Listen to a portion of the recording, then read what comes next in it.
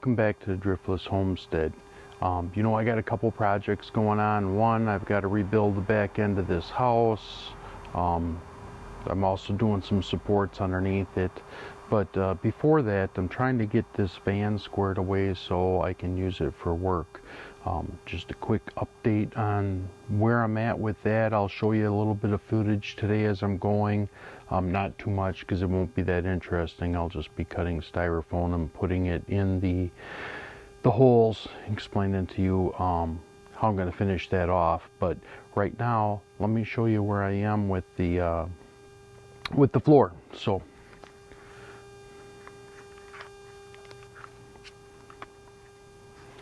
here I am. I've dry fitted the plywood in for the floor.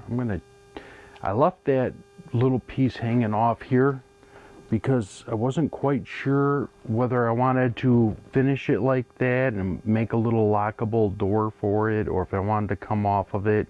It certainly is a high step if you're coming into the van, so I am going to take that off and then we'll go from there. Yeah, so I'll have that step back in there, but I've got all the pieces cut. Like I said, this won't be a finish like I'm going to live in here. This will be a finish that'll make it very usable for both myself at work, but also when I want to camp in there or stay in there, pull the boat and go on fishing trips or hunting trips. So after I'm done with the floor, it might be a few weeks until I get the house squared away. I might even do it during hunting season. You know, when we're bow hunting, we bow hunt typically in the morning and the afternoons and get a few hours during the day. So I could work on the insulation and build out of the inside. Like I said before, you know, the walls will be plywood, the ceiling will be plywood, you know, so it'll have this plywood finish throughout. They'll all be insulated, and then I will put in a bed. I was originally going to leave it so I would use a cot and just go on that far wall there and lay the cot, but I bought a cot and it was way too wide. So I think what I'm going to do is I'm going to utilize these holes here on the sides, and I'm going to bolt a hardwood board in between the pieces. I'm going to run up plywood to the hardwood board, put the hardwood board, and then run plywood up the rest of the way. But what I'm going to do in hardwood board is I'm going to install some E-track. I noticed that there was some E-track holders that you can just drop in a 2x4. So then what I'll do on this back side here is I'll make it so that I drop in 3 2x4s and end up with a real bed and a mattress, and then it'll all come out clean because it'll just be a piece of plywood flopped on there on the 3 2x4s. I'll probably have some place I can stow the E-track clips, and then I'll be able to use the E-track. There's a lot of strapping things, you know, because the E-track is what's in semis. There's a lot of strapping things that I can buy, so I can put stuff in here and then, you know, actually strap it down with the E-track. So that's what I'll do, and I might end up putting a board up on the top here and then putting E-track there just to get the bed out of the way. So where I could slide the 2x4 up there, put the E-track up there, and then have all the space down below for that. I was at Menards, and the guys pulled in with a Mercedes, and they had the bed, probably at this height. I couldn't believe how many sheets of foam they fit in there.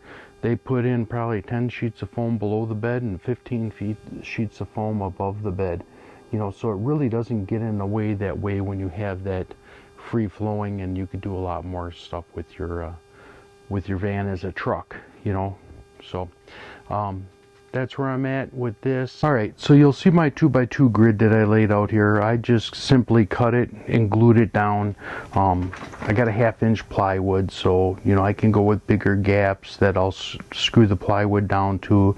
You just basically need to make it, I think, so that so it doesn't move around a lot. Certainly I think when it comes to this and with houses, you know, you need to have air gaps in case you do get water there. I don't plan on any water being there. And like I said before, I'm not going to trim this out like it's a house. It's still going to be a work type van. So I'll get that all cleaned up as I'm putting in the insulation.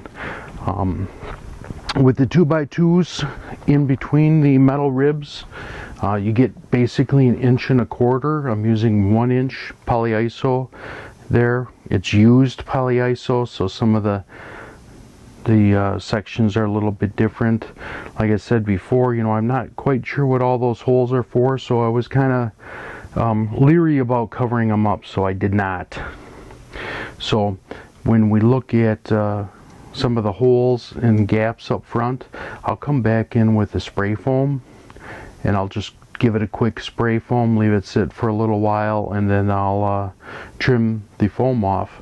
And then a lot of people will take that silver tape and put it down on all of this, and I thought about that, and it's like really expensive, and they're just trying to create a vapor barrier. So I thought, what other types of vapor barrier are commercially available out there to buy? And then I thought, well, you know, I put in some laminate flooring before, and that's a good vapor barrier. So I ended up buying some laminate floor vapor barrier and cushion, and it does, you know, add a small bit amount of insulation.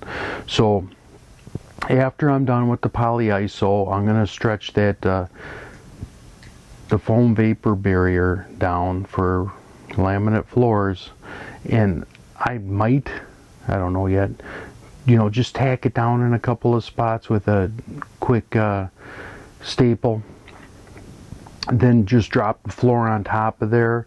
It should crush down over the 2x2s and then provide that little air gap over the 1 1/4 inch, which will help that, or over the 1 inch polyiso, which will help that with insulation value.